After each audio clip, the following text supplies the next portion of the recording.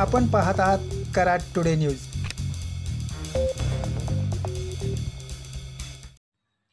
कोयना पाणलोट क्षेत्रात पावसानं जोर धरला असून कोयना धरणात सध्या 8,912 क्युसेक पाण्याची आवक होतीये।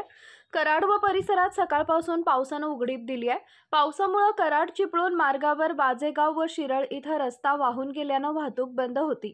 2 दिवसात रस्त्याची दुरुस्ती केल्यानंतर ती वाहतूक आज सकाळी 10 नंतर सुरू करण्यात आली आहे। कोयना पाणलोट क्षेत्रात आज बुधवारी सकाळी 8 वाजेपर्यंत कोयना इथं 79 मिलीमीटर तर नवजा इथं 94 मिलीमीटर व महाबळेश्वर 83 मिलीमीटर पावसाची नोंद झाली आहे।